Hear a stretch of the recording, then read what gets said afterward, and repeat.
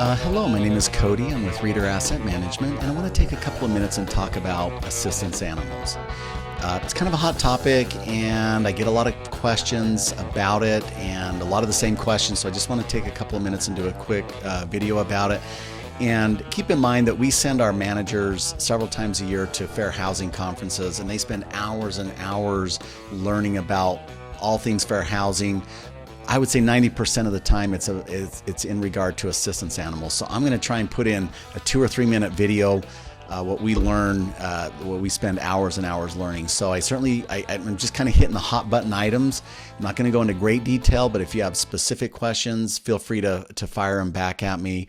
But these are just rules that have been set up. It's how we operate and the guidelines that we operate under. And so I just want to bring them to you so that you can better understand why we do what we do. So what is an assistance animal? Whenever we get presented with an assistance animal or a special accommodation request for an assistance animal, we ask ourselves two things.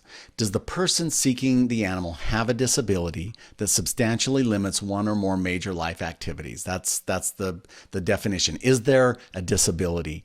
And then secondly, does the person making the request have a disability-related need for that specific animal? Or does the animal fit the need? And there are basically three categories of assistance animals. There are service animals and therapy animals, and then emotional support animals. And service animals on the one side are fully licensed. They're trained like a seeing eye dog. They're trained specifically for a disability, or sometimes even specifically for a specific person, whereas on the other side, an emotional support animal is not trained. They don't have to, or they're not licensed, and the disability is not readily apparent. So a lot of times it's emotional, and so that takes a little bit more homework and understanding.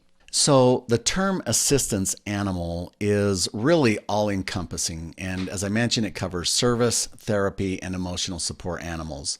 So from the three categories, I think a better way of understanding what this really means is, rather than three categories, we look at it as three overlapping bubbles. And in the middle, what you really have at its core is dogs that help people. And from there, you can extrapolate to whatever bubble better fits what need, but at its core, it is dogs that help people. I want to talk a little bit about assistance animal pitfalls. Once that accommodation has been made and approved, then this is where we start to get pushback and questions from owners who realize we have an assistance animal in their property. So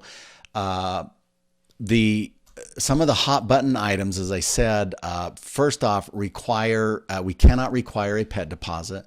We cannot require a monthly pet fee. We can't require a pet addendum that contains conditions or restrictions that are not applicable to emotional support animals. We can't limit the number of support animals or assistance animals to one. I get a lot of questions about that. If there's two different disabilities, one could be physical, one could be emotional, and each assistance animal provides a different service, or it doesn't even have to be physical and emotional. It could be different emotional issues. So we cannot limit that to one. We cannot limit based off of breed, and we cannot limit based off of size and weight. And I do get pushback from owners saying that their insurance requirements precludes them from renting to tenants who have certain breeds of dogs.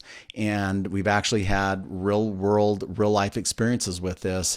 And in fact, HUD wants to know if insurance companies want to modify or cancel your policy based on breed. They want to know about that, because we've actually had this one tested and the insurance company backed down, and we were allowed that accommodation. Same with HOAs.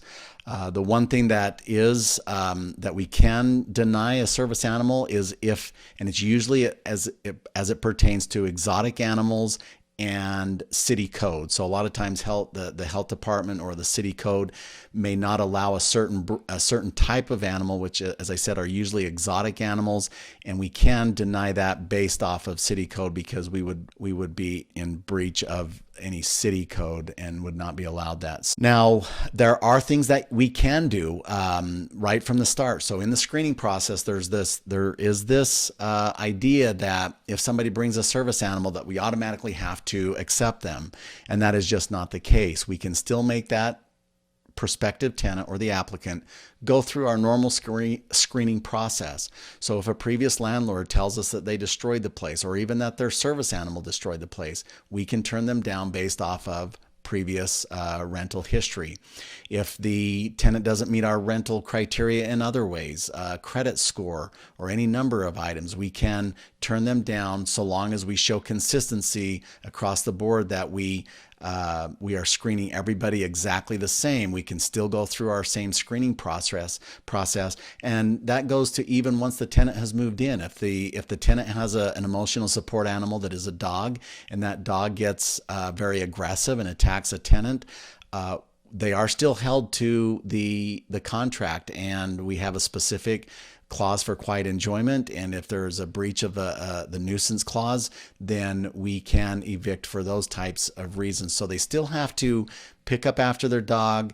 They still have to do all the things that we would expect if we were to allow animals on the property. Those are kind of some of the hot ticket items. Again, I just went over them very quickly and talked a little bit about the process. If you have any specific questions, please feel free to reach out to me, and I'll do my best to answer or track down the answer for you. So everybody have a great day, and thanks for watching.